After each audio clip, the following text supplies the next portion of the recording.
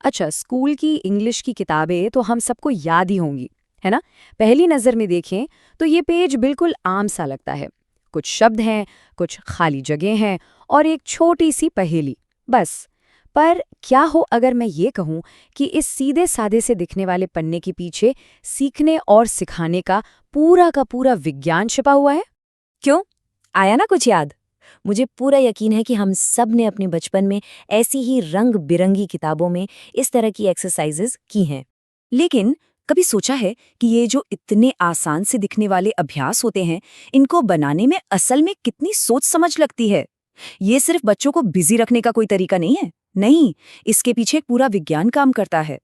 तो चलिए, आज हम इसी चैप्टर को एक केस स्टडी की तरह लेते हैं, इसको डिकोड करते हैं और ये समझने की कोशिश करते हैं कि भाषा सिखाने का विज्ञान इसमें आखिर काम कैसे कर रहा है।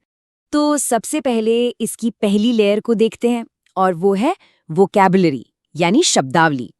देखिए, शब्द तो किसी भी भाषा की नींव होते हैं ना, और यहाँ उन्हें सिखाने की शुरुआत हो रही है एक खेल से। ये सिर्फ एक वर्ड सर्च का गेम नहीं है। असल में ये एक बहुत ही स्ट्रैटेजिक टूल है थीम बेस्ड लर्निंग के लिए। अब यहाँ पर थीम क्या है? फल। और इस पहेली के जरिए उसी वोकैबुलरी को मजेदार और यादगार बनाया जा रहा है। तो सवाल ये है कि ये तरीका काम क्यों करता है? क्योंकि ये खेल खेल में ही बच्चों के दिमाग में शब्दों की एक पहचान बना देता है, उनकी स्पेलिंग को मजबूत करता है और सबसे ज़रूरी बात, ये सीखने के पूरे प्रोसेस को ही एक मज़ेदार एक्सपीरियंस बना देता है। ठीक है, तो हमने शब्द सीख लिए जो भाषा की ईंटों की तरह हैं। अब बात करते हैं उस मसाले की जो इन ईंटों को आपस में जोड़ेगा, और वो है ग्रामर, यानी व्याकरण। यही तो भाषा को एक ढांचा, एक स्ट्रक्चर देता है। अब इसी पार्ट से एक सीधा सा उदाहरण देखिए। यहाँ हैवी और लाइट, यानी भारी और हल्का, जैसे ऑपोजिट वर्ड्स को आमने सामने रखकर सिखाया जा रहा है। ये कंपैरिजन से समझाने का एक बहुत ही सिंपल पर बहुत ही इफेक्टिव तरीका है। इसके बाद चैप्टर का अगला हिस्सा फोकस करता है सिंगुलर और प्लूरल के एक बहुत ही बेसिक नियम पर।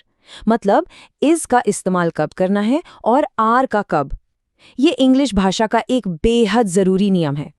और इस नियम की प्रैक्टिस कैसे करवाई जा रही है?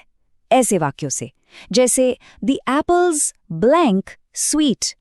अब यहां बच्चे को सोचना है कि एप्पल्स तो प्लूरल है, यानी एक से ज्यादा हैं, तो खाली जगह में आर आएगा। इस तरह से थियोरी को प्रैक्टिस में लाया जाता है। तो अब हम आते हैं इस पार्ट की आखिरी और शायद सबसे जरूरी लेयर पर। ये वो जगह है जहां वोकैबुलरी और ग्रामर दोनों को एक साथ लाया जाता है, एक क्रिएटिव और प्रैक्टिकल मकसद के लिए।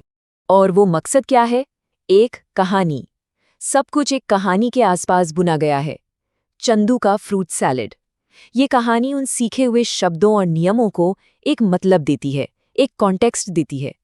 अब बच्चे सिर्फ फलों के नाम रट नहीं रहे हैं, बल्कि उन्हें एक कहानी में इस्तेमाल करना सीख रहे हैं।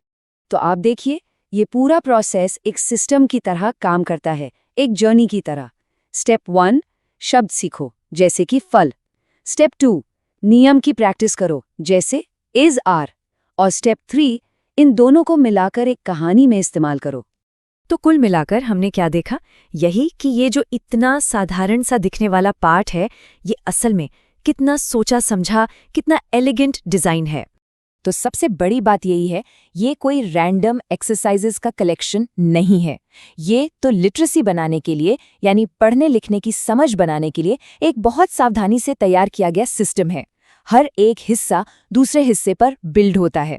इसे ऐसे भी कह सकते हैं कि ये लेसन सिर्फ टास्क्स की एक लिस्ट नहीं है, बल्कि ये शब्दों को जानने से लेकर उन्हें असल में इस्तेमाल करने तक का एक गाइडेड सफ़र है। और यही एक अच्छे टीचिंग मेथड की पहचान होती है।